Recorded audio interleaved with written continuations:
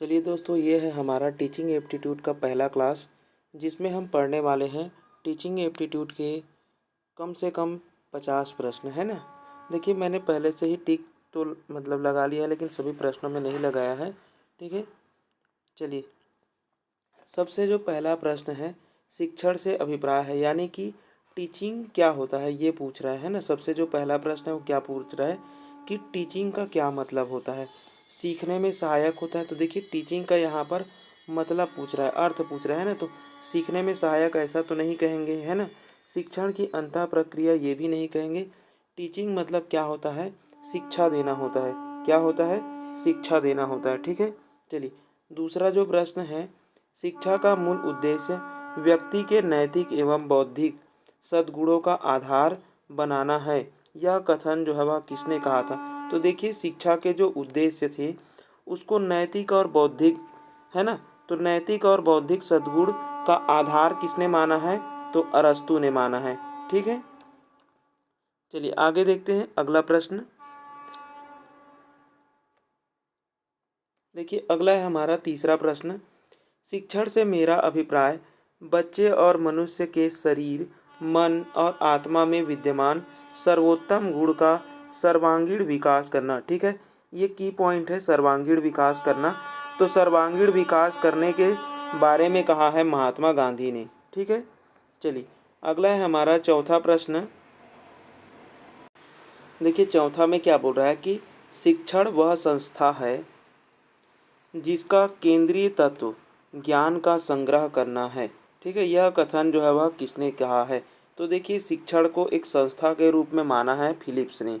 ठीक है, जिसका हमें क्या करना है, केंद्रीय तत्व के ज्ञान संग्रहण करने के बारे में कहा है। ठीक है, चलिए आगे चलते हैं। आगे है हमारा पांचवा प्रश्न। शिक्षण एक पारस्परिक प्रभाव है जिसका उद्देश्य दूसरे व्यक्ति के व्यवहारों में अपेक्षित परिवर्तन लाना है।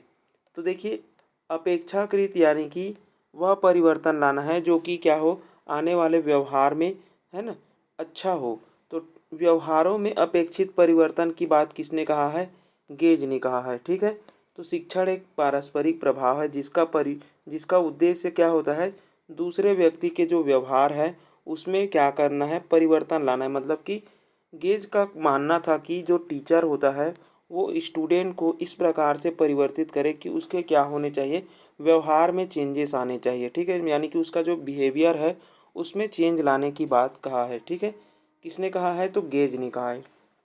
चलिए अगला है हमारा छठवां प्रश्न। दूसरों को सिखाने, दिशा निर्देश देने एवं उन्हें निर्देशित करने की प्रक्रिया शिक्षण है। ठीक है, तो यह कथन जो है वह किसने कहा है, रियांस ने कहा है। देखिए, यहाँ पर जो की पॉइंट है वो क्या है, दूसरों को सिखाने, दिशा निर्देश देने, है ना। तो इस प्रकार के बात जो है वह किसने कहा है, रियांस ने कहा है। ठीक है, चलिए आगे चलते हैं। अगला है हमारा सातवां प्रश्न। शिक्षा को मनुष्य और संपूर्ण समाज का निर्माण करना चाहिए। इस कार्य को किए बिना शिक्षा जो है वह अपूर्ण कहलाती है। यह कथन किसने कहा है। तो देखिए, अपूर्ण वाला जो बात है वो राधा कृष्णन जी ने कहा था। ठीक है, शिक्षा को मनुष्य और जो संपूर्ण समाज है ना, उसका क्या करना चाहिए, निर्माण करना चाहिए। ठीक है, यानी कि हम जो शिक्षा दे रहे हैं, जो शिक्षा है वो कैसा होना चाहिए, मनुष्य और उस समाज का, है ना, कल्याण करे। तो कल्याण करे ये किसने कहा था, राधा कृष्णन ने कहा है। ठीक है, चलिए आठवां प्रश्न देखिए। शिक्षण की प्रकृति विद्यार्थियों के किन किन पक्षों को अभिप्रेरित करती है। तो देखिए, जो शिक्षण की प्रकृति होती है वो विद्यार्थी के सभी पक्षों से संबंधित होती है ना। उसके संज्ञानात्मक, क्रियात्मक, भावात्मक, और इसी को हम क्या कहते हैं, ब्लूम के टेक्सोनॉमी पर देखते हैं, है ना। तो किसके अनुसार देखते हैं इसको हम लोग, ब्लूम के टेक्सोनॉमी के अनुसार देखते हैं। उसी में जो कॉग्निटिव डोमेन है, अफेक्टिव डोमेन है और साइकोमोटर डोमेन है, ये तीनों पक्ष होते हैं। ठीक है, चलिए आगे देखते हैं। अगला है हमारा नौवां प्रश्न। देखिए, नौवां प्रश्न क्या बोल रहा है, शिक्षण की प्रकृति कैसी होती है।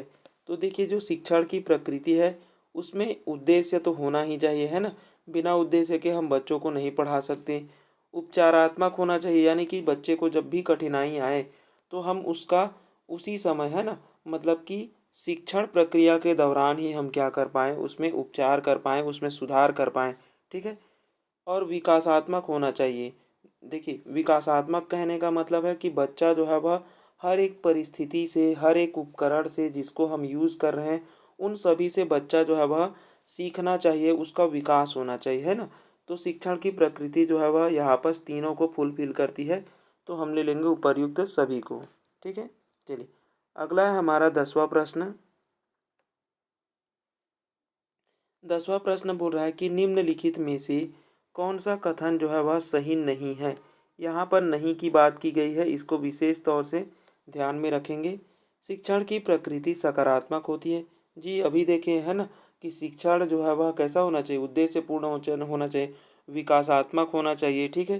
शिक्षण की प्रकृति कला और विज्ञान दोनों रूप में होती है, तो ये बात भी कहा गया है ना।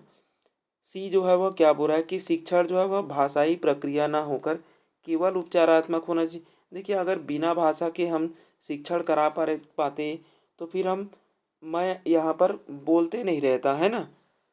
तो शिक्षण में भाषा का बहुत महत्व है। ठीक है, तो ये जो है वह गलत बता रहा है। और लास्ट जो है वो क्या बोल रहा है कि शिक्षण निर्देशन में अन्वेषण यानी कि खोज, मूल्यांकन और मानक आदि शामिल होते हैं। मानक कहने का मतलब है शिक्षक द्वारा जो मानदंड निर्धारित किए जाते हैं ना, टेस्ट के दौरान, यूनिट टेस्ट के दौरान, या फिर उच्च जो भी शिक्षा शिक्षा में जो भी है ना, जो उच्च से जो बाहर से हो, तो मानक होना ज़रूरी है। ठीक है, चलिए आगे देखते हैं। देखिए, 11वां प्रश्न क्या बोल रहा है कि निम्न में से कौन सा शिक्षण की प्रकृति प्रदर्शित नहीं करती है। ठीक है, तो नहीं को विशेष में ध्यान देंगे। यहाँ पर निगेटिव वर्ड पूछा जा रहा है। ठीक है, तो जो ए ऑप्शन है वो क्या बोल रहा है कि शिक्षण सर्वांगीण विकास की प्रक्रिया है। ये बात सही है। किसने कहा है? महात्मा गांधी ने कहा है ना। सर्वांगीण विकास के बारे में कौन कहा है? महात्मा गांधी जी ने। ठीक है, बी क्या है? शिक्षण एक सामाजिक प्रक्रिया है। देखिए, शिक्षण की जो प्रक्रिया है वो कैसी होनी चाहिए? सामाजिक होनी चाहिए, है ना। और यही इसका मूल आधार है। ठीक है, शिक्षण का जो मूल आधार है वो किससे है? समाज से है। ठीक है, शिक्षण एक गतिहीन प्रक्रिया है। तो देखिए, शिक्षण जो है वह गतिहीन प्रक्रिया नहीं है, बल्कि गतिशील होना चाहिए। शिक्षण को कैसा होना चाहिए? गतिशील होना चाहिए। शिक्षण एक द्विध्रुवीय प्रक्रिया है। तो द्विध्रुवीय प्रक्रिया किसने कहा है? जॉन एडम्स ने कहा है। ठीक है, किसने कहा है? जॉन एडम्स ने। ठीक है, तो जॉन एडम्स ने शिक्षण को क्या कहा था? जो टीचिंग होता है उसको द्विध्रुवीय प्रक्रिया माना है, जिसमें दो शामिल होते हैं। एक तो टीचर शामिल होते हैं और एक स्टूडेंट शामिल होते हैं। ठीक है, और वहीं पर आते हैं हमारे जॉन डीवी। जॉन डीवी क्या कहते हैं कि जो शिक्षण है वो त्रिध्रुवीय प्रक्रिया है। कितने ध्रुव होते हैं? 3 ध्रुव होते हैं। एक टीचर होता है, स्टूडेंट होता है, और पढ़ाने के लिए कम से कम एक पाठ्यक्रम की आवश्यकता होती है। उस पाठ्यक्रम को हम वातावरण का नाम दे देते हैं ना। चलिए आगे देखते हैं। अगला है हमारा 12वां प्रश्न। निम्न में से कौन एक शिक्षण प्रक्रिया की ओर संकेत नहीं करता है? ठीक है, तो नहीं करता है ये बताना है। शिक्षण जो है वह, यानी कि आप जो टीचिंग करते हैं, केवल व्यवसाय के रूप में देखेंगे क्या? नहीं देखेंगे, है ना। शिक्षण जो है वह सतत प्रक्रिया है, हमेशा चलती रहती है, कंटिन्यूअस चलती रहती है ना। अंतः प्रक्रिया होती है। जो शिक्षण है वो आंतरिक रूप से किसी भी मनुष्य या किसी भी प्राणी पर, है ना, अंतर्निहित होती है। और शिक्षण का मूल आधार ही क्या होता है? सामाजिक प्रक्रिया होता है। ठीक है, तो बाकी जो तीनों ऑप्शन है वो सही हैं। ए ऑप्शन गलत है और गलत ही पूछा गया था। ठीक है, तो यहाँ पर क्या हो जाएगा? ए जो है वह सही होगा। चलिए आगे देखते हैं। अगला है हमारा 13 नंबर प्रश्न। शिक्षण एक त्रिध्रुवी प्रक्रिया है क्योंकि इसमें निम्न 3 ध्रुव होते हैं। तो देखिए, अभी देखे थे, एक तो टीचर होने चाहिए, एक स्टूडेंट होने चाहिए, एक इन्वायरमेंट होने चाहिए। इन्वायरमेंट में बहुत सारे आ जाते हैं, जैसे कि आपका पाठ्यक्रम है, करिकुलम है, ये आ जाएगा। आपका इन्वायरमेंट आ जाएगा, है ना। आपका इन्वायरमेंट भी आ जाएगा, आपका कंटेंट आ जाएगा, है ना? तो ये सभी इसमें शामिल होते हैं। तो यहाँ पर कौन दे रहा है? देखिए छात्र तो शामिल होगा ही, शिक्षक भी शामिल है और पाठ्यक्रम भी शामिल है ना? तो ये सही है। यहाँ पर विद्यालय शामिल नहीं होना चाहिए था, यहाँ भी विद्यालय दिया है तो ये गलत हो जाएगा। और सी में तो स्टूडेंट दिया भी नहीं है ना? और ये भी गलत है क्योंकि इसमें टीचर नहीं दिए हैं। चलिए आगे देखते हैं। अगला है हमारा 14 नंबर प्रश्न।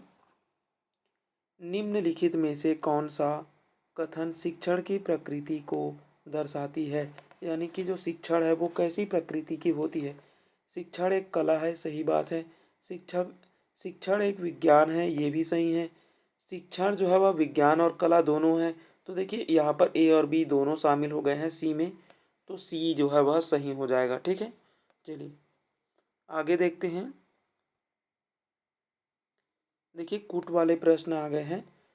निम्नलिखित कथनों पर विचार करें। शिक्षण प्रक्रिया लक्ष्य उन्मुखी होती है, तो सही बात है। शिक्षण प्रक्रिया जो है वह किसी लक्ष्य या उद्देश्य पर ही बनाई जाती है। ठीक है, शिक्षण के माध्यम से मानवीय मूल्यों का विकास किया जाता है। तो मानवीय मूल्य क्या क्या होते हैं? तो जैसे कि आपके सहयोग हो गए, है ना, कि आप जो है वह बच्चे को सहयोग भावना सिखाएंगे, नैतिकता सिखाएंगे, है ना, बच्चे को रहन सहन के तौर तरीके सिखाएंगे, अपने संस्कृति के बारे में जानने को सिखाएंगे। ठीक है, तो ये उसके क्या हो जाएंगे? मानवीय मूल्य हो जाएंगे। ठीक है, तो मूल्य देना जरूरी है। सी क्या बोल रहा है कि संकुचित शिक्षा का अर्थ औपचारिक शिक्षा होता है। देखिए संकुचित कहने का मतलब क्या है? तो संकुचित कहने का मतलब है जो विद्यालय में जो निर्धारित किए जाते हैं, है ना, कि विद्यालय में निर्धारित कर दिए गए हैं कि गणित को इतना पढ़ाना है, मतलब बच्चे को पढ़ाना ही है, तो ये क्या हो जाता है? संकुचित हो जाता है। और जो विद्यार्थी को स्कूल में पढ़ाया जा रहा है वो कैसी शिक्षा होती है? फॉर्मल टीचिंग होती है ना, औपचारिक शिक्षा होती है। ठीक है, तो यहाँ पर जो तीनों ऑप्शन है वो क्या है यहाँ पर? सही है। ठीक है, इसीलिए डी को मार्क किया गया है। चलिए आगे देखिए। अगला है हमारा 16 नंबर प्रश्न। निम्न कथनों पर विचार करें। शिक्षण का उद्देश्य छात्रों को सीखने के लिए प्रेरित करना होना चाहिए, सही बात है ना? शिक्षण और सीखने में विपरीत प्रबंध पाया जाता है। तो देखिए शिक्षण और सीखना दोनों क्या होते हैं? इंटर रिलेटेड होते हैं ना, अंतः संबंधित होते हैं, न कि विपरीत होते हैं। ठीक है, तो ये ऑप्शन गलत हो गया। तो एक ही सही है यहाँ पास हमारा, केवल एक। चलिए आगे देखते हैं। 17 नंबर प्रश्न। देखिए 17 नंबर प्रश्न क्या बोल रहा है? निम्न में से कौन से शिक्षण का केंद्र बिंदु होता है? तो देखिए शिक्षण का जो केंद्र बिंदु है वो क्या होता है? बालक, है ना। हम शिक्षण कराते हैं किसको देख करके? बच्चे को देख करके, छात्र को देख करके, है ना। उस विद्यार्थी को हम केंद्र में रखते हैं और उसी के अकॉर्डिंग हम क्या बनाते हैं? शिक्षण के हर एक पहलू को बनाते हैं, पाठ्यक्रम को बनाते हैं, उसकी विधियों को बनाते हैं, उसकी नीतियों को बनाते हैं, है ना। तो बालक ही क्या होता है? हमारा केंद्र बिंदु होता है। ठीक है, 18 नंबर प्रश्न देखिए। शिक्षा के उद्देश्य निम्नलिखित में से कौन है? शिक्षक की क्षमता का विकास करना। देखिए जो शिक्षा का उद्देश्य है, यानी कि हम जो शिक्षा दे रहे हैं उसका सचमुच में उद्देश्य क्या होता है, ये पूछ रहे हैं ना। तो शिक्षक की क्षमता का विकास करना है। तो देखिए शिक्षक की क्षमता का विकास नहीं करना है बल्कि बालक की क्षमता का विकास करना है, और साथ साथ शिक्षक का भी क्षमता का विकास करना है।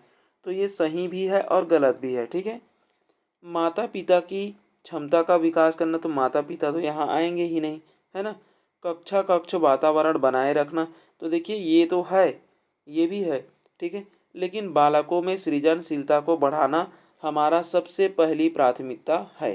ठीक है, तो सबसे पहली प्राथमिकता है, इसलिए ऑप्शन डी जो है वह क्या हो जाएगा?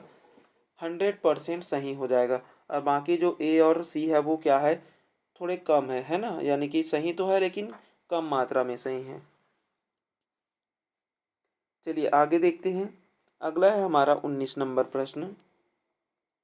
मूल्य शिक्षा का उद्देश्य निम्नांकित में से किस पर संकेंद्रित कर अच्छी तरह से पूरा किया जाता है। यानी कि जो मूल्य शिक्षा दिया जा रहा है, उसको हम किस आधार पर देना चाहते हैं। यानी कि बच्चे को हम जब मूल्य शिक्षा देंगे, तो बच्चे को हम उसके किस चीज़ का विकास या किस चीज़ को जोड़ करके हम मूल्य शिक्षा दे पाएंगे। जैसे कि हमें मूल्य शिक्षा देना है, कैसे, जैसे कि महात्मा गांधी, है ना, एक नैतिकता अहिंसावादी व्यक्ति थे, है ना।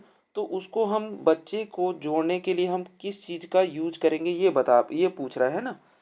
तो देखिए, समाज में व्याप्त संस्कृति प्रथाओं से, तो देखिए जो सामाजिक समाज में है संस्कृति प्रथाएं हैं, उसको जोड़ करके देंगे क्या।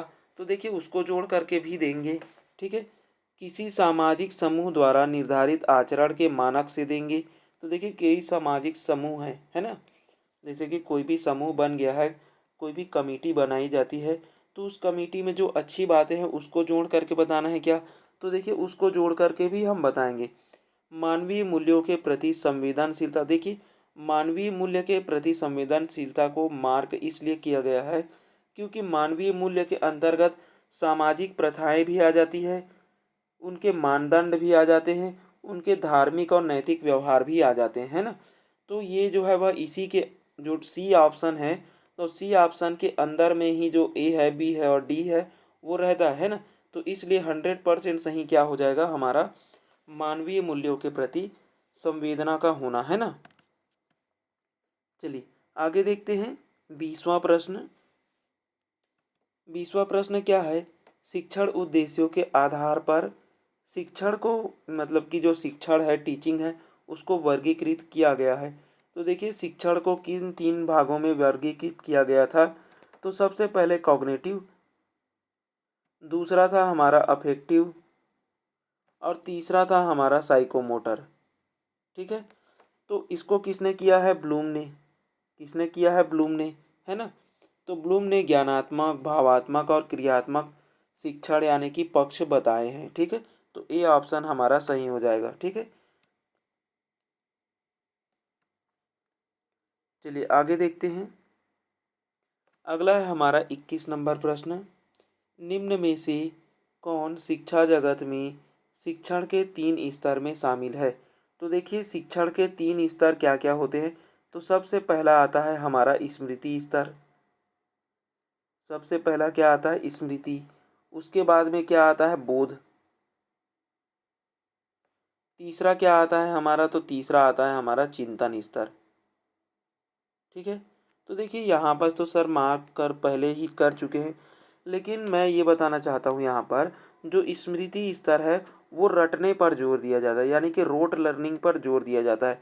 ये थोड़ा हमें अंडरस्टैंडिंग पर जोर दिया जाता है ना, यानी कि हमारे समझ पर आधारित है, हम वस्तु को किस प्रकार से रिलेट कर रहे हैं उस पर आधारित है। और चिंतन क्या है, तो चिंतन हमारा, जैसे कि हमने कोई वस्तु को या किसी विषय के बारे में हमने ज्ञान ग्रहण कर लिया, अब हम उसके सही गलत होने के बारे में चिंतन करेंगे, उनके हर एक पक्ष के बारे में सोचेंगे, है ना।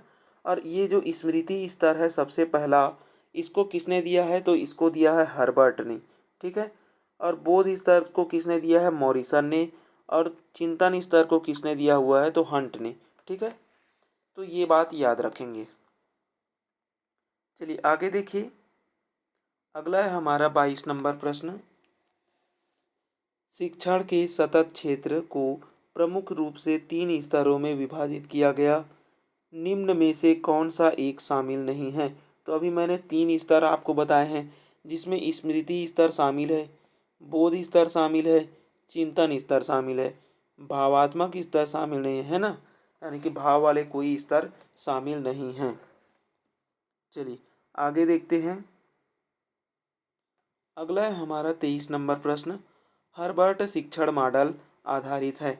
जो हर्बर्ट का शिक्षण मॉडल मॉडल था वो किस पर आधारित था, तो स्मृति पर, ठीक है। और ये किस पर जोर दिया जाता है, रोट लर्निंग पर, ठीक है। किस पर जोर दिया जाता है, रोट लर्निंग पर, है ना।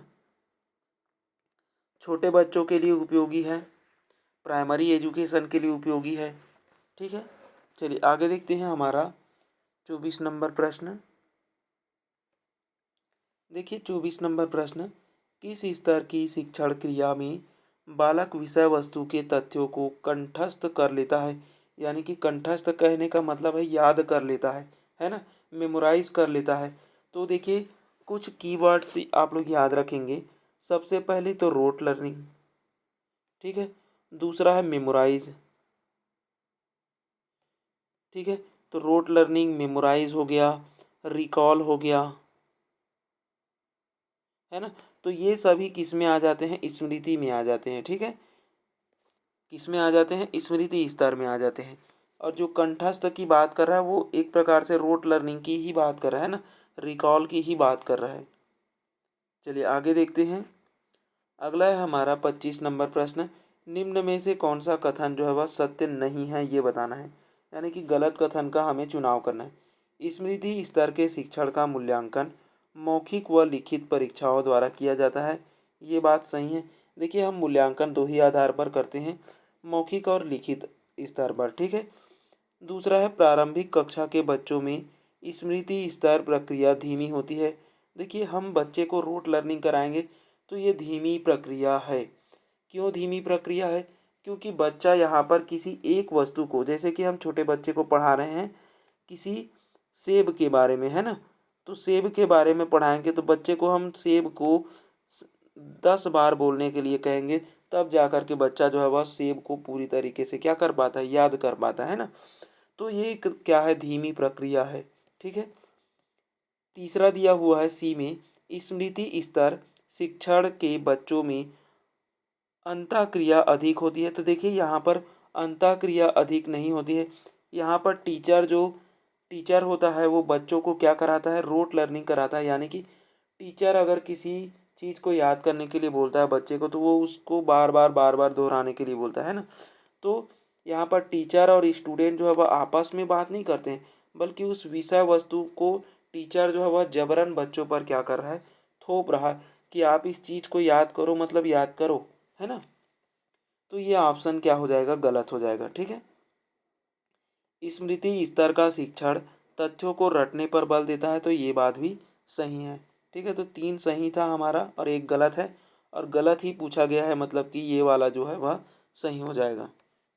चलिए आगे देखिए। अगला है हमारा 26 नंबर प्रश्न। किस स्तर की शिक्षण व्यवस्था रटने की प्रवृत्ति पर बल देती है?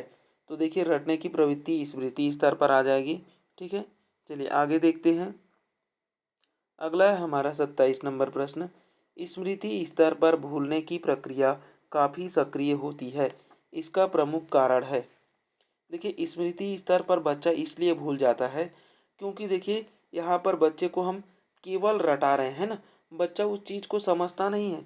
जैसे कि हम बच्चे को अगर किसी पेड़ वृक्ष के बारे में अगर बता रहे हैं, तो बच्चे को हम क्या करा रहे हैं, केवल रटवा रहे हैं, है ना।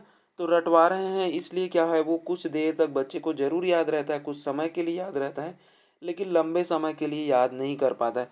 जब बच्चा फिर से दूसरी वस्तु की ओर जाता है तो पहली वस्तु को क्या करने लग जाता है, धीरे धीरे भूलने लग जाता है, और एक समय आता है जब वो पूरी तरीके से भूल जाता है, ठीक है।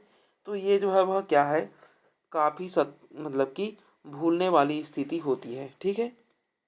तो यहाँ पर क्या बोल रहा है कि स्मृति स्तर भूलने की प्रक्रिया काफ़ी सक्रिय होती है, यानी कि इस स्तर पर तथ्य जो है वह रटे हुए होते हैं, इसी वजह से क्या होता है, भूल जाते हैं, ठीक है। यहाँ पर समझा नहीं जाता है, तथ्यों पर ध्यान नहीं देते हैं बच्चे। बच्चे उस सेब के बारे में नहीं जानते हैं, है ना। बस वो सेब है इसलिए उसको सेब की तरह से बच्चे जो है वह रट रहे हैं, है ना। अगला देखिए 28 नंबर।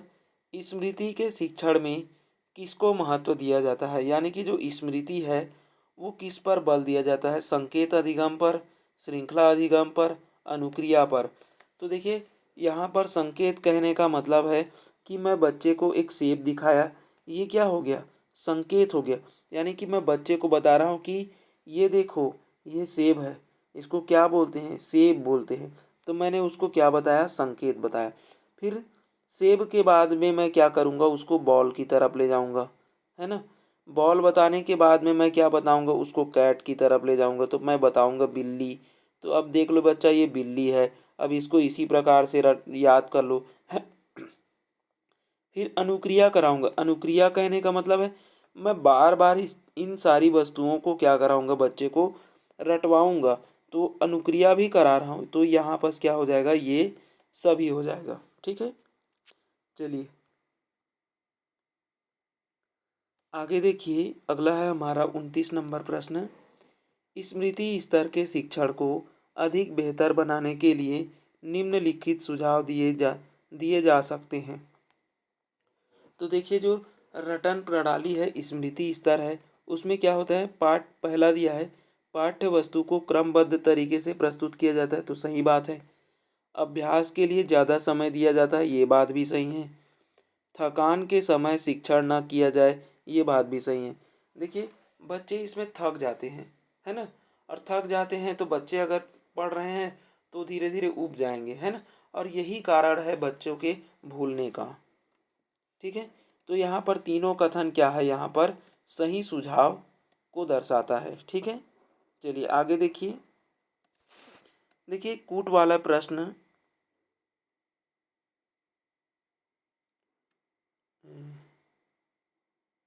अच्छा, नीचे में दिया है ना। देखिए 30वां प्रश्न,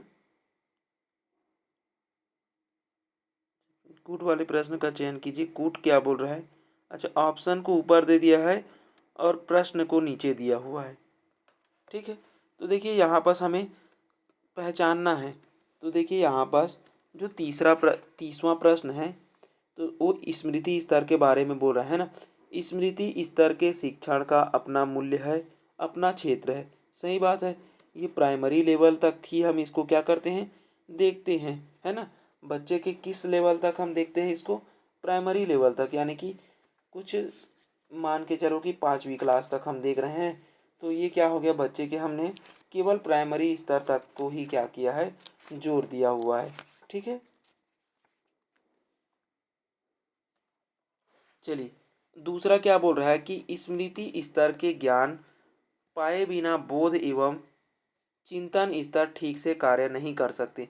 तो देखिए, जब तक बच्चे को हम स्मृति स्तर से नहीं गुजारेंगे, वो बोध कैसे कर पाएगा, जब तक वो वस्तु के बारे में नहीं जानेगा, फिर उस वस्तु को समझेगा, फिर उस वस्तु के बारे में क्या करेगा, रिफ्लेक्ट करेगा, है ना। तो इसी प्रकार से बच्चा जो है वह एक क्रम में आगे बढ़ता है। तो यहाँ पर जो ए है और आर है, दोनों ही सही हैं, सॉरी, ए और आर जो है वह दोनों ही सही है, और दोनों क्या है, आर जो है वह एक ही सही व्याख्या कर रहा है। आर जो है वह एक ही क्या कर रहा है, सही व्याख्या कर रहा है। तो यहाँ पर हम क्या ले लेंगे, ए और आर दोनों क्या है, सत्य है, और आर एक ही क्या कर रहा है, सही से व्याख्या कर रहा है। ठीक है, तो देखिए यहाँ पर हम क्या ले लेंगे, इसका सही आंसर क्या मिलेगा, हमें ए मिल जाएगा। ठीक है, यहाँ पर एक ही, मतलब कि प्रश्न तो बहुत सारे हैं, लेकिन हमें जो ऑप्शन है वो केवल एक ही दे दिया है ना। तो देखिए ए और आर दोनों सही हैं, तथा आर ए की सही व्याख्या करता है, मतलब कि जो 30 नंबर है, इसके लिए सही आंसर क्या मिलेगा, हमें ए मिलेगा। ठीक है, चलिए आगे देखिए 31 नंबर के लिए। देखिए 31 नंबर के लिए क्या है, स्मृति स्तर के शिक्षण में पाठ्य वस्तु को सरलता से कंठस्थ्य, है ना, यानी कि कंठस्थ कर लेने पर बल दिया जाता है। तो ये तो सही है, कंठस्थ करने से छात्र में अवबोध यानी कि अंडरस्टैंडिंग का विकास नहीं होता है। देखिए, बच्चा जो है वह किसी वस्तु को अगर कंठस्थ कर लिया है, तो इसका मतलब ये नहीं है कि बच्चे ने उस वस्तु को पूरी तरीके से समझ लिया है ना। तो कंठस्थ करने का मतलब अंडरस्टैंडिंग नहीं है ना। तो ये भी क्या है, सही है। तो और ए जो है वह आर की, मतलब कि आर जो है वह एक ही सही व्याख्या कर रहा है कि जब हम स्मृति स्तर में बच्चे को रखे हैं, तो बच्चा जो है वह किसी वस्तु को रट तो लिया है, लेकिन रटने का मतलब समझना नहीं है। ठीक है, और यही बता रहा है, तो इसके लिए भी हमें क्या मिल जाएगा, ए मिलेगा, यानी कि ए और आर दोनों सही हैं, और आर ए की सही व्याख्या कर रहा है। ठीक है, अगला है हमारा 32 नंबर प्रश्न। स्मृति स्तर के शिक्षण में विचारहीनता नहीं पाई जाती। देखिए, स्मृति स्तर के शिक्षण में बच्चे जो है वह विचार नहीं करते, और यही सही बात है ना। हम केवल बच्चे को क्या कर रहे हैं, उस टॉपिक को रटा रहे हैं। तो मतलब बच्चा जो है वह वहाँ पर विचार विमर्श नहीं कर रहा है, वो हमारे अकॉर्डिंग ही चल रहा है ना। इस अब कारण क्या बोल रहा है, स्मृति स्तर पर पाठ्य वस्तु को सरलता से कंठस्थ करने पर बल दिया जाता है। ये बात भी सही है। और कंठस्थ करने पर बल दिया जाता है, इसी वजह से बच्चे जो है वह क्या नहीं कर पाते, विचार नहीं कर पाते। ठीक है, ऐसा हम कहेंगे क्या? तो देखिए, स्मृति स्तर के शिक्षण में बच्चा जो है वह विचारहीनता नहीं कर पाते, यानी कि जो विचारहीनता है वो नहीं कर पाते, ये बात भी सही है। स्मृति स्तर पर पाठ्य वस्तु को सरलता से कंठस्थ कर लिया जाता है, ये बात भी सही है। लेकिन हम ये नहीं कहेंगे कि सरलता से पढ़ लेते हैं इसी वजह से उसमें विचारहीनता है, ऐसा कहेंगे क्या? नहीं कहेंगे। ठीक है, तो यहाँ पर दोनों तो सही है, लेकिन सही से व्याख्या नहीं कर रहे हैं ना। चलिए आगे देखते हैं। अगला है हमारा 33 नंबर प्रश्न। देखिए 33 नंबर प्रश्न क्या बोल रहा है, स्मृति स्तर के शिक्षण अधिगम की सबसे बड़ी खामी क्या है? रटने की व्यवस्था है, अनुशासनहीनता होती है ना। केवल बच्चे रटने पर ही जोर देते हैं, यहाँ पर कोई भी अवधारणा को बच्चा नहीं समझता है। तो इसी कारण यहाँ पर क्या होता है, बच्चे जो है अनुशासनहीन हो जाते हैं, है ना। मानसिक बाधा भी आती है बच्चों में, है ना, क्योंकि बार बार रटाते हैं तो बच्चे जो है वह ऊब भी जाते हैं और मानसिक बाधा भी आती है। तो स्मृति स्तर में मानसिक बाधा भी आती है, ये बात भी सही है। तो ऑप्शन डी जो है वह सही रहेगा। ठीक है, चलिए आगे देखिए 34 नंबर प्रश्न, स्मृति स्तर के शिक्षण का उद्देश्य नहीं है मानसिक पक्षों का प्रशिक्षण किया जाता है। ये बात सही है। क्यों किया जाता है? क्योंकि हम एक ही वस्तु को क्या करा रहे हैं, बार बार बच्चे को रटा रहे हैं, तो उसके मानसिक पक्ष का हम क्या कर रहे हैं, प्रशिक्षण कर रहे हैं, है ना। तथ्यों का ज्ञान प्रदान करना, यानी कि तथ्य का हम क्या कर रहे हैं, ज्ञान प्रदान तो करा रहे हैं लेकिन अंडरस्टैंडिंग नहीं करा रहे हैं। ठीक है, सीखे हुए तथ्य को याद रखते हैं, ये बात भी सही है। लेकिन बच्चा जो है वह खुद से उस चीज़ को प्रस्तुतिकरण नहीं करते, यानी कि बच्चा जो है वह खुद से प्रस्तुत नहीं करता। कि बच्चा आया और बोलने लगेगा कि सर जो ये है, ये ये क्या है, सेब है, और इसको इंग्लिश में एप्पल बोलते हैं, और इसके बारे में वो बताने लगेगा क्या? नहीं बताने लगेगा, है ना। वो केवल रटने पर जोर देता है। ठीक है, चलिए आगे देखते हैं। देखिए यहाँ पर 35 नंबर प्रश्न को देखिए, हर्बर्ट द्वारा दिए गए पंचपदी प्रणाली के निम्नलिखित सोपानों को पुनर्व्यवस्थित कीजिए। यानी कि जो हर्बर्ट है ना, उन्होंने क्या दिया है, स्मृति स्तर दिया है। और स्मृति स्तर में क्या है, 5 उप स्तर है ना। तो 5 उप स्तर हैं, तो उन उप स्तरों को हमें जमाना है। तो सबसे पहले बच्चा जो है वह क्या करता है, तो देखिए सबसे पहले बच्चा जो है वह क्या करता है, प्रस्तावना बनाता है। यानी कि सबसे पहले हम क्या करते हैं, बच्चे के लिए एक उद्देश्य बनाते हैं, है ना। फिर उस उद्देश्य का हम क्या करते हैं, प्रस्तुतिकरण करते हैं। यानी कि सबसे पहले हम एक योजना तैयार करते हैं, बच्चे के लिए प्लानिंग करते हैं। उसी प्लानिंग के अनुसार बच्चे को हम क्या करते हैं, जा कर के प्रेजेंटेशन करते हैं, प्रस्तुतिकरण करते हैं। फिर प्रस्तुतिकरण करने के बाद में हम उन जो विभिन्न संबंध जो हम बच्चे के लिए बनाए हैं उसकी अलग अलग तुलना और संबंध करने पर जोर देते हैं, है ना। फिर जब ये जोर हो जाता है, अलग अलग तुलना जब बच्चे करने लग जाते हैं, तो उन अलग अलग किए हुए सभी सामग्रियों को हम एक साथ जोड़ देते हैं और एक नया निष्कर्ष निकालने पर बच्चे को बताते हैं कि इन सभी को जोड़ने पर ये एक निष्कर्ष निकला। यानी कि यहाँ पर कहने का मतलब है, जैसे कि मैं पेड़ के बारे में बच्चे को पढ़ाना चाहता हूँ, है ना। तो मैं सबसे पहले एक योजना तैयार करूँगा कि ऐसा होता है मेरा पेड़, है ना। फिर मैं पेड़ को बच्चे को प्रस्तुत करूँगा कि ये देखो बच्चा, ये पेड़ है, ये इसकी शाखा है, ये उसके पत्तियाँ हैं, ऐसे मैं बताऊँगा, है ना। फिर बताने के बाद में मैं क्या कर रहा हूँ, तुलना कर रहा हूँ कि आपने ऐसे पेड़ देखे हैं क्या? तो बच्चे बोलेंगे हाँ सर, है ना। मैं बोलूँगा ऐसे पेड़ कहाँ देखे हैं, तो बच्चे यहाँ पर क्या करने लग जाएंगे, तुलना करने लग जाएंगे, संबंध करने लग जाएंगे। यानी कि ऐसे पेड़ हमने घर में देखे हैं या फिर हम जब स्कूल आते हैं तो देखे हैं ना। तो इस प्रकार से बच्चे जो है वह क्या करने लग जाते हैं, संबंध करने लग जाते हैं। फिर मैं बच्चों को बताऊँगा कि बच्चे जो ये डाल है, ये पत्तियाँ हैं, ये जो फल है, ये सभी एक पेड़ को निरूपित करता है। इस ये मतलब कि एक पेड़ की खासियत क्या है कि उसमें एक डाल होता है, फल होते हैं, पेड़ होते हैं, है ना। तो इस प्रकार से मैं बच्चे को क्या करने लगूंगा, सामान्यीकरण करने लग जाऊंगा, उसके बारे में एक ठोस नियम बनाने लग जाऊंगा, है ना, कि ये एक पेड़ है करके। फिर मैं बताऊंगा कि बच्चे को यहाँ पर अभ्यास कराऊंगा इसके बारे में, ठीक है, कि ऐसे होते हैं पेड़। फिर मैं इसी से रिलेटेड और भी अन्य पेड़ को लेकर आऊँगा। मतलब कि मान लो कि मैंने आम का वृक्ष पहले लेकर आया, तो आम के बारे में मैंने बता दिया। फिर मैं क्या करूँगा, नीम का पेड़ लेकर आऊँगा। फिर इसी प्रकार क्या होगा, प्रयोग होते जाएगा, ठीक है। तो ये जो मतलब कि दिया हुआ है एक क्रम में ही दे दिया गया है, ठीक है। चलिए तो इसका आंसर देखते हैं।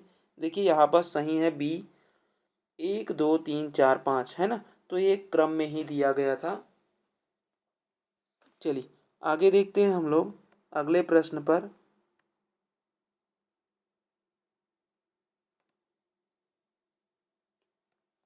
देखिए अगला है हमारा 36 नंबर प्रश्न।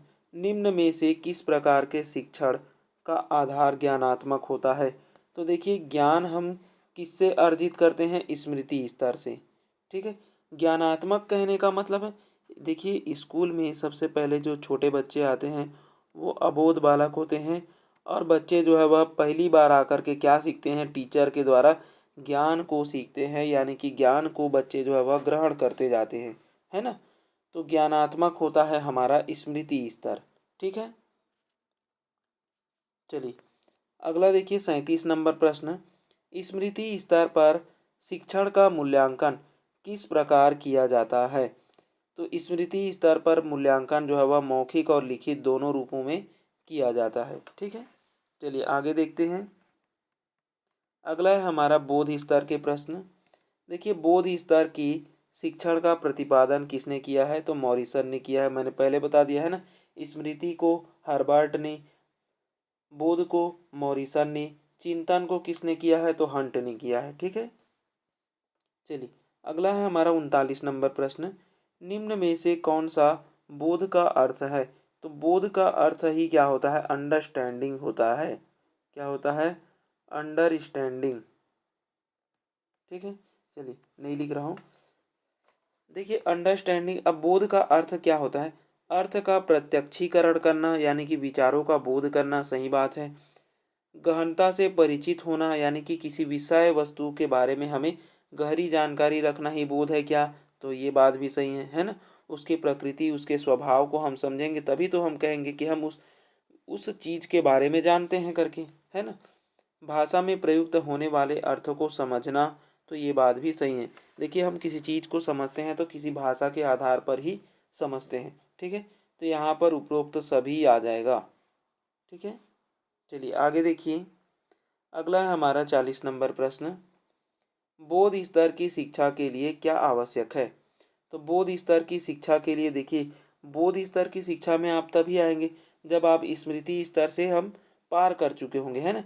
यानी कि स्मृति स्तर की शिक्षा हम पार कर चुके होंगे या हो चुकी होगी, तभी हम बोध स्तर में आ पाएंगे, ठीक है।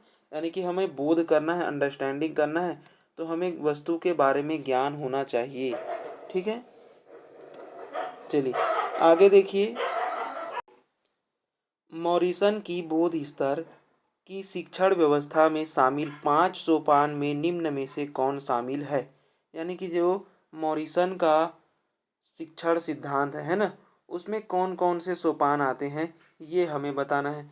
तो सबसे पहले तो हमें जानना है कि मॉरिसन ने कितने, क्या मतलब कि कितने उन्होंने उप अवस्था अपने मतलब कि जो अवस्था बताई है ना, क्या अवस्था बताई है, बोध स्तर। तो बोध स्तर में मॉरिसन ने क्या क्या बताए हैं उसको जानना हमें सबसे पहले ज़रूरी है, ठीक है। तो देखिए बोध स्तर में क्या क्या दिया हुआ है। तो बोध स्तर में सबसे पहला दिया हुआ है उद्देश्य। क्या दिया हुआ है, उद्देश्य। सबसे पहला हमें क्या दिया हुआ है, उद्देश्य, यहाँ लिखते हैं उद्देश्य। दूसरा हमें दिया हुआ है अन्वेषण, ठीक है। अन्वेषण के बाद में दिया हुआ है प्रस्तुतिकरण, ठीक है। और चौथे नंबर पे दिया हुआ है अनुकूलता, ठीक है। क्या दिया हुआ है, अनुकूलता, जिसे हम परिपाक कहते हैं, ठीक है। और उसके बाद में क्या है व्यवस्था, और व्यवस्था के बाद में लास्ट आ जाता है हमारा वर्णन। ठीक है, तो अन्वेषण, प्रस्तुतिकरण, परिपाक और वर्णन ये सभी शामिल है। ठीक है, चलिए आगे देखते हैं। देखिए, बोध में बोध स्तर के शिक्षण के परिपाक की विशेषता में क्या निहित है, यानी कि जो परिपाक हम कहते हैं तो परिपाक में क्या निहित है, क्या निहित नहीं है ये बताना है। ठीक है, यहाँ पर क्या निहित नहीं है ये बताना है। तो परिपाक का अर्थ क्या होता है सबसे पहले समझते हैं। तो परिपाक का अर्थ हमने क्या समझा था, अनुकूलता से, एडाप्टेशन से, है ना। तो छात्रों को सामान्यीकरण के लिए अवसर देना, ये बात सही है। सामान्यीकरण जब तक नहीं करेगा बच्चा तो उस चीज़ को एडाप्ट नहीं कर पाएगा, है ना। यानी कि इसी को हम अनुकूलता, एडाप्टेशन, इसी में समावेशन या फिर आत्मसातकरण दोनों आ जाता है ना। बी, व्यक्तिगत क्रियाओं के लिए छात्रों को अवसर नहीं देना। देखिए, अवसर देंगे तभी तो वो शामिल होंगे, तो ये तो गलत हो गया। छात्रों को प्रत्यय प्राप्ति में सहायक, यानी कि छात्रों को जो विषय है उससे संबंधित हमें सहायक सामग्री होना चाहिए, यानी कि प्राप्ति होनी चाहिए। ठीक है, छात्रों को गृह कार्य भी देना आवश्यक है। ठीक है, तो जो नहीं है वो है हमारा बी ऑप्शन। ठीक है, चलिए आगे देखते हैं। अगला है हमारा 43 नंबर प्रश्न। देखिए, मॉरिस दिया है ना, मॉरिस या मॉरिसन, मॉरिस एस विग्गी ने बोध का प्रयोग निम्नलिखित पक्षों को स्पष्ट करने के लिए किया था। विभिन्न विभिन्न में संबंध देखना। तो देखिए, विभिन्नता में संबंध देखने के लिए ही बोध स्तर यानी कि अंडरस्टैंडिंग का यूज किया था। ठीक है, तथ्यों को संचालन के रूप में देखना। तो देखिए, तथ्यों को संचालन के रूप में भी देखना है। तथ्यों के संबंध और संचालन दोनों को समन्वित करना। देखिए, तथ्यों का जो संबंध है और संचालन है ना, दोनों को समन्वित करने का जो काम है वो किस में आ जाएगा, हमारा तीसरे स्टेज में आ जाएगा, है ना। किस स्टेज में आ जाएगा, तीसरे स्टेज में आ जाएगा, चिंतन स्तर में आ जाएगा। तो यहाँ पर एक और दो जो है वह सही है। ठीक है, चलिए आगे देखते हैं। अगला है हमारा 44 नंबर प्रश्न। बोध स्तर की शिक्षण व्यवस्था में निम्नलिखित सोपान है। तो देखिए, उसमें हमने व्यवस्था पढ़ा है। ठीक है, उसमें हमने क्या पढ़ा है, व्यवस्था पढ़ा है। यानी कि यहाँ पर क्या बोल रहा है कि सोपान को पुनर्व्यवस्थित करने की बात बोल रहा है ना, यानी कि जमाने की बात बोल रहा है। ठीक है, तो देखिए, सबसे पहले हमने क्या पढ़ा था इसमें। तो सबसे पहले हमने पढ़ा है अन्वेषण। सबसे पहले क्या पढ़ा है, हमारा अन्वेषण आता है। ठीक है, फिर उसके बाद में क्या आता है, अन्वेषण के बाद में प्रस्तुतिकरण। तो ये हो जाएगा हमारा दूसरा। प्रस्तुतिकरण के बाद में क्या आ जाएगा, हमारा आत्मीकरण, जिसे हम अनुकूलन कहते हैं। ठीक है, आत्मीकरण या इसी को हम क्या कहते हैं, अनुकूलन कहते हैं। फिर लास्ट हमारा पांचवा क्या होता है, सॉरी चौथा जो है वह क्या हो जाएगा, हमारा व्यवस्था हो जाएगा। ठीक है, तो यहाँ पर बी ऑप्शन सही है। अन्वेषण, अन्वेषण के बाद में प्रस्तुतिकरण, प्रस्तुतिकरण के बाद में क्या आएगा, आत्मीकरण, और आत्मीकरण के बाद में व्यवस्था, और व्यवस्था के बाद में जो लास्ट आता है वो होता है वर्णन। ठीक है,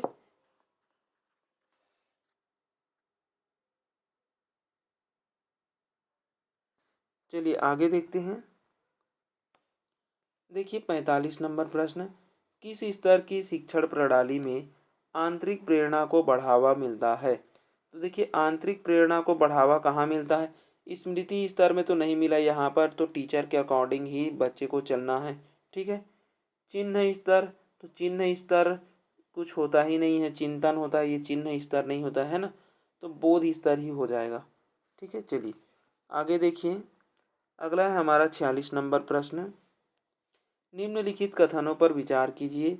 स्मृति स्तर पर कक्षा का वातावरण निष्क्रिय नहीं होता है। पहला बोल रहा है, तो देखिए, स्मृति स्तर पर कक्षा का जो वातावरण है वो निष्क्रिय नहीं होता है। सही बात है, क्योंकि स्मृति में बच्चे शामिल रहते हैं, है ना। ऐसा नहीं है कि बच्चे जो है वह कुछ रूप में शामिल है, पूरे रूप में शामिल नहीं है, है ना। भले ही यहाँ पर टीचर की प्रधानता होती है, लेकिन फिर भी यहाँ पर बच्चे जो है वह सक्रिय रहते हैं, ठीक है, निष्क्रिय नहीं रहते। बोध स्तर पर कक्षा का वातावरण आलोचनात्मक होता है। तो देखिए बोध स्तर पर बच्चा जो है वह क्रिटिकल थिंकिंग करना स्टार्ट कर देता है ना। तो अगर पूछेगा कि बच्चा जो है वह आलोचनात्मक चिंतन कब शुरू करता है, ऐसा पूछा जाएगा एग्जाम में, तो आप लगाएंगे बोध स्तर पर। और अगर पूछा जाएगा कि मतलब कि बच्चा जो है वह आलोचनात्मक चिंतन, है ना, कर समस्या समाधान करता है, तो ये हो जाएगा चिंतन स्तर, ठीक है। तो यहाँ पर दोनों ही सही हैं, एक और दो। चलिए आगे देखते हैं। आगे हमारा 47 नंबर प्रश्न, निम्नलिखित कथनों पर विचार कीजिए। बोध स्तर पर पाठ्य वस्तु संख्यात्मक होती है। ये बात सही है। देखिए बोध स्तर पर जो पाठ्य वस्तु है वो संख्यात्मक बोल दिया, व्याख्यात्मक होती है। व्याख्यात्मक कहने का मतलब है यहाँ पर बच्चा जो है वह खुद से उस चीज़ का एक्सप्रेशन कर पाता है ना। इसीलिए उसको क्या कहा गया है, व्याख्यात्मक कहा गया है, ठीक है। तो यहाँ पर व्याख्यात्मक से ये मत ले जाना कि ये टीचर सेंटर्ड है। यहाँ पर विषय वस्तु के व्याख्यात्मक होने की बात कही गई है, ठीक है, न कि शिक्षक की, ठीक है। चलिए दूसरा है, चिंतन स्तर पर पाठ्य वस्तु तथ्यात्मक होती है। तथ्यात्मक कहने का मतलब है, तथ्यात्मक हम कब कहेंगे किसी विषय वस्तु को, जब उस विषय वस्तु के हमें सही और गलत के बारे में जानकारी होगी। और सही और गलत के बारे में जानकारी कब होगी, देखिए सही और गलत के बारे में बच्चा जो है वह कब जानेगा, जब वह बोध स्तर में रहेगा, है ना, न कि चिंतन स्तर में। चिंतन स्तर पर तथ्यात्मक नहीं होती है, ठीक है। तो यहाँ पर केवल एक इसका क्या हो जाएगा, आंसर सही हो जाएगा।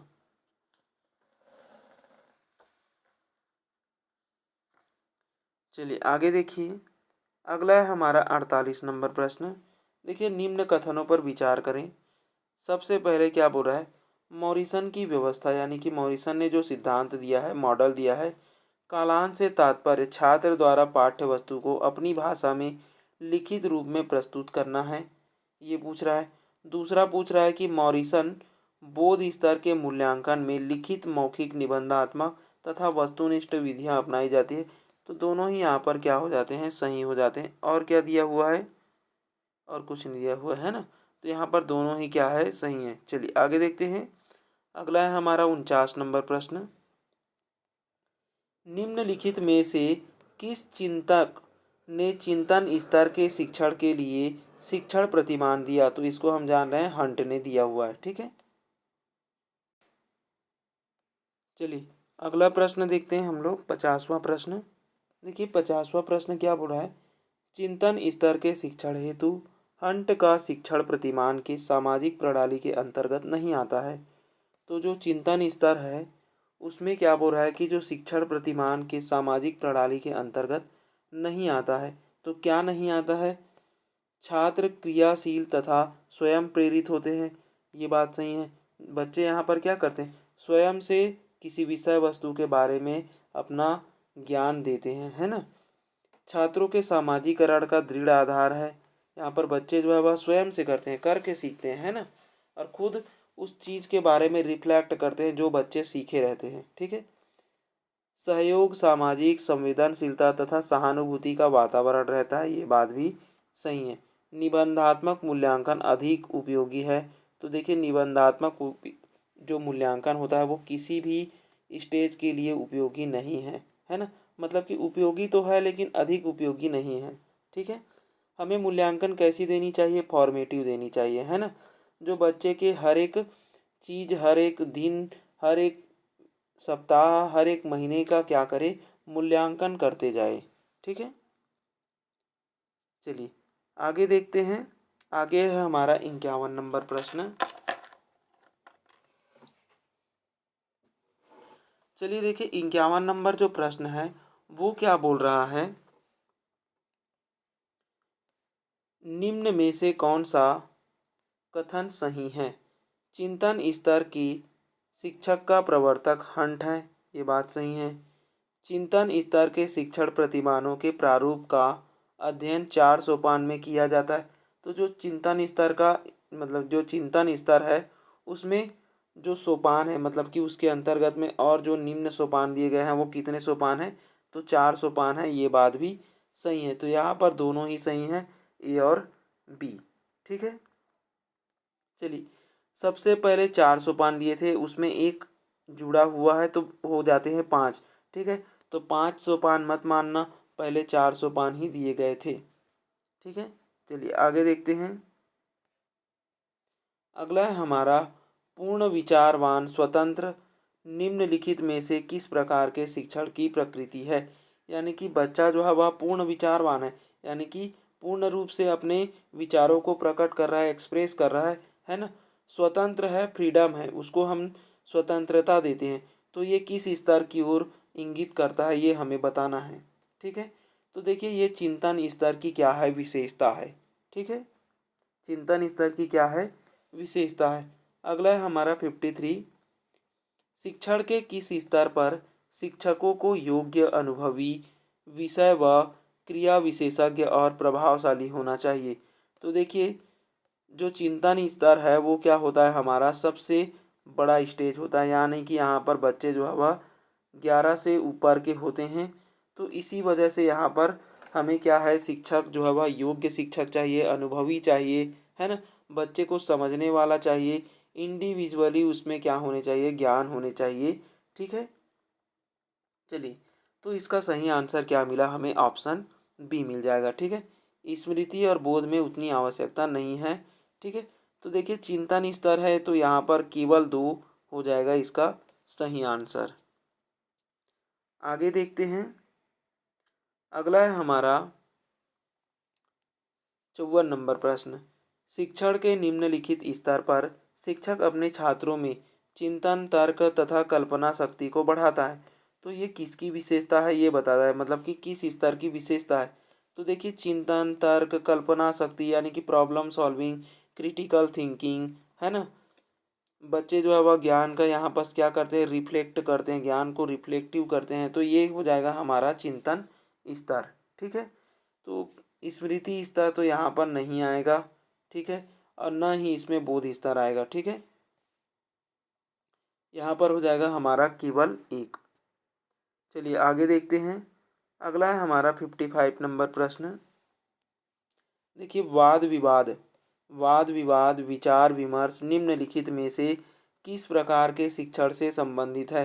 तो बच्चा जो है वह वाद विवाद विचार विमर्श मतलब कि अपने बात को रिफ्लेक्ट करता है, अपने टीचर से उन सभी वस्तुओं के बारे में पूछता है ना, और वाद विवाद करता है अपने दोस्त से, है ना। वाद विवाद कहने का मतलब है किसी एक टॉपिक पर चर्चाएं करना, है ना। तो ये किस स्तर की विशेषता है ये हमें बताना है। ठीक है, तो ये जो है वह चिंतन स्तर की क्या है, विशेषता है। ऐसा बच्चा क्यों करते हैं, बच्चा जो है वह अपनी प्रॉब्लम को सॉल्व करने के लिए करते हैं, अपने क्रिटिकल थिंकिंग को डेवलपमेंट करने के लिए करते हैं। ठीक है, स्मृति स्तर में तो आएगा नहीं, तो इनमें से सभी होगा ही नहीं, और बोध स्तर भी नहीं होगा। ठीक है, चलिए अगला देखते हैं हम लोग। देखिए 56 नंबर प्रश्न। 56 नंबर प्रश्न क्या बोल रहा है, चिंतन स्तर शिक्षण केंद्रित है। यानी कि जो हमारा चिंतन स्तर है ना, थिंकिंग लेवल है, तो थिंकिंग लेवल का जो शिक्षण है वो कैसी होती है, यानी कि उसकी हमें विशेषता बताना है। ये किस प्रकार से केंद्रित होती है, समस्या केंद्रित होती है। तो देखिए यहाँ पर समस्या केंद्रित तो है ना, क्योंकि यहाँ पर बच्चा जो है वह क्या करता है, प्रॉब्लम सॉल्विंग करता है। ठीक है, पीएस करता है, प्रॉब्लम सॉल्विंग करता है, आलोचनात्मक दृष्टिकोण वाला होता है, यानी कि क्रिटिकल थिंकिंग करता है बच्चा, सृजनात्मक होता है, यानी कि बच्चा यहाँ पर क्रिटिकल थिंकिंग के साथ साथ क्या होता है, क्रिएटिव भी होता है। ठीक है, अपने ज्ञान को क्या करता है, यहाँ पर बच्चा जो है एक्सप्रेस करता है। तो यहाँ पर तीनों ही क्या हो जाएंगे, सही हैं, तो ये सभी आ जाएगा। ठीक है, चलिए आगे देखते हैं। अगला है हमारा 57 नंबर प्रश्न, निम्न में से कौन सा चिंतन स्तर के शिक्षण प्रतिमान का सोपान नहीं है। तो देखिए चिंतन स्तर के शिक्षण प्रतिमान का सोपान इनमें से कौन नहीं है, ये हमें बताना है। तो देखिए सामाजिक प्रणाली ये तो है, मूल्यांकन प्रणाली भी है, संरचना प्रणाली भी है, लेकिन राजनीतिक प्रणाली नहीं है। ठीक है, क्या नहीं है, राजनीतिक प्रणाली नहीं है। चलिए आगे देखते हैं हम लोग 58 नंबर प्रश्न। चिंतन स्तर पर शिक्षण के लिए निम्नलिखित सुझाव दिया जा सकता है। देखिए, चिंतन स्तर पर जो हम टीचिंग कराते हैं बच्चों को, तो हम क्या क्या उसको सुझाव दे सकते हैं, क्या क्या सुझाव दे सकते हैं उसके बारे में है ना। प्रत्येक संबंधित सोपान यानी कि जितने भी सोपान जो स्टेप्स आते जाएंगे उसका अनुसरण किया जाए। तो देखिए, बिना स्टेप के हम डायरेक्ट किसी भी स्टेज पर नहीं कूद सकते हैं ना, हमें एक एक सीढ़ी आगे बढ़ना पड़ेगा। ठीक है। दूसरा क्या बोल रहा है, विद्यार्थियों का आकांक्षा स्तर ऊंचा होना चाहिए, यानी कि बच्चे जो है वह क्यूरियोसिटी यानी कि उच्च होने चाहिए, उसके मेंटल लेवल भी यहाँ पर क्या होने चाहिए, उच्च होने चाहिए। किस स्तर पर, चिंतन स्तर पर। ठीक है। बच्चे सहानुभूति, प्रेम, संवेदनशीलता होनी चाहिए, तभी तो बच्चे जो है वह कोऑपरेटिव लर्निंग कर पाएंगे, यानी कि समूह में सीख पाएंगे। ठीक है। तो यहाँ पर भी तीनों क्या हो जाते हैं, सही हो जाते हैं, तो ये सभी इसका क्या हो जाएगा, आंसर हो जाएगा। ठीक है। चलिए आगे देखिए 59 नंबर प्रश्न। देखिए 59 नंबर प्रश्न, निम्न कथनों पर विचार कीजिए। पाठ्यचर्या पाठ्यक्रम का अंग माना जाता है। देखिए, पाठ्यचर्या यानी कि जो करिकुलम है वो सिलेबस के अंतर्गत आता है क्या, नहीं आता है, तो ये तो हो गया हमारा गलत। ठीक है। पाठ्यचर्या पाठ्यक्रम का अंग माना जाता है, सॉरी यहाँ पर अंदर आता है ये नहीं बोला है ना, केवल अंग के बारे में पूछ रहा है। ठीक है। तो अंग माना जाता है, तो ये हो जाएगा। देखिए, पाठ्यचर्या और पाठ्यक्रम दोनों ही क्या होते हैं, आपस में संबंधित होते हैं। ठीक है। तो ये सही हो जाएगा। ठीक है। चलिए दूसरा क्या है, पाठ्यचर्या यानी कि जो करिकुलम है कुछ नियमों तक सीमित है, जबकि जो पाठ्यक्रम होता है, जो सिलेबस होता है, उसकी कोई सीमा नहीं होती। ठीक है। देखिए, पाठ्यचर्या जो है वह किसके द्वारा बनाया जाता है, जो संबंधित स्टाफ है ना, जो हमारा मिनिस्ट्री ऑफ एजुकेशन है उसके जो संबंधित स्टाफ हैं, जो एनसीईआरटी है, तो उस नियम के तहत ही बनाया जाता है ना पाठ्यचर्या। जबकि जो पाठ्यक्रम है, जो हमारे हमें टीचर पढ़ा रहे हैं, है ना, जिसको हमें पाठ्यक्रम में बच्चे को पढ़ाना है, वो सीमा में नहीं होता है। क्यों सीमा में नहीं होता है, क्योंकि बच्चे को हम सब्जेक्ट के नॉलेज भी देते हैं और साथ साथ हम क्या करते हैं, उसको खेल कूद, नैतिक शिक्षा, है ना, ये सभी देते हैं। तो यहाँ पर ये भी क्या हो जाएगा, सही हो जाएगा। ठीक है। पाठ्यचर्या जो करिकुलम है निर्देशों के अनुसार ही काम करती है। तो देखिए, जो करिकुलम है वो निर्देश के अनुसार काम करती है क्या, तो देखिए किसी नियम के अनुसार ही काम करती है, यानी कि बच्चे के अकॉर्डिंग ही बनाया गया है, यानी कि उस नियम के अकॉर्डिंग ही हमें चलना है। यानी कि बच्चे को हमें स्कूल वाले एजुकेशन भी देने हैं और बाहरी जो एजुकेशन है उसको भी देना है ना, यानी कि दोनों को हमें जोड़ करके बच्चे को पढ़ाना है, तो ये बात भी सही है। ठीक है। चौथा क्या बोल रहा है, पाठ्यचर्या एक प्रकार का अनुभव है जो पूरी शिक्षा के दौरान विद्यार्थी को मिलता है। देखिए, पाठ्यचर्या एक प्रकार का अनुभव तो है, लेकिन पूरे पाठ्यचर्या को हम बच्चे को नहीं पढ़ा सकते हैं ना, तो यहाँ पर चौथा जो है वह थोड़ा सा गलत है। ठीक है। क्योंकि यहाँ पर पूरी शिक्षा को बोल दिया है ना, तो पूरी शिक्षा के दौरान विद्यार्थी को मिलता है, ये कहना गलत है ना। चलिए, तो यहाँ पर हमारा क्या क्या सही हो गया, 1, 2 और 3 सही हो गया, यानी कि यहाँ पर सी ऑप्शन सही हो जाएंगे 59 का। चलिए आगे देखते हैं। अगला है हमारा 60 नंबर प्रश्न, शिक्षण के निर्देशात्मक उद्देश्य के वर्गीकरण में शामिल है। तो देखिए, शिक्षण के जो निर्देशात्मक उद्देश्य है, यानी कि जो उद्देश्य का वर्गीकरण है, उसी को हम क्या कहते हैं। देखिए, शिक्षण के निर्देशात्मक उद्देश्य बोला है, ठीक है, यहाँ पर ज्ञानात्मक उद्देश्य नहीं बोला है, तो ये यहाँ पर क्या आ जाएगा, ब्लूम का वर्गीकरण आएगा क्या, नहीं आएगा। ब्लूम के वर्गीकरण को हम निर्देशात्मक नहीं कहते हैं। ठीक है। फ्लेक्सनर का वर्गीकरण, गैने का वर्गीकरण, तो गैने और ब्लूम जो है वह दोनों ही क्या होते हैं, आपस में सेम सेम, यानी कि यह भी उद्देश्य का करता है, लेकिन कैसे उद्देश्य का करता है, ज्ञानात् मतलब कि जो हमारा कॉग्निटिव है उसका करता है ना। और ग्रिक्स के बारे में तो नहीं पता, लेकिन ये क्या है, फ्लेक्सनर का वर्गीकरण होता है जो कि निर्देशों पर आधारित होता है ना। तो निर्देशात्मक उद्देश्यों का वर्गीकरण कौन करते हैं, फ्लेक्सनर करते हैं। ठीक है, चलिए आज का क्लास हम इतना ही रखते हैं, क्योंकि 60 मिनट में हमने 60 क्वेश्चन ही किए हैं, लेकिन हमने बहुत गहरी बात समझी है इसमें। ठीक है, और आगे के प्रश्न को हम अगले क्लास में करेंगे, तब तक के लिए बने रहिए। धन्यवाद। अगर अच्छा लगे तो लाइक शेयर एंड सब्सक्राइब ज़रूर करें। देखिए आज के जो प्रश्न है वो आप लोगों को थोड़ा सरल ज़रूर लगा होगा, लेकिन जैसे जैसे हम प्रश्न के डीप लेवल तक पहुंचते जाएंगे, जैसे जैसे हम क्वेश्चन करते जाएंगे, 10 दिन में हम कम से कम 600-700-800 प्रश्न करेंगे। तो यहाँ से पता चलेगा कि इस प्रकार से हम प्रश्न बनेंगे। ठीक है, तो ये हाई लेवल क्वेश्चन है।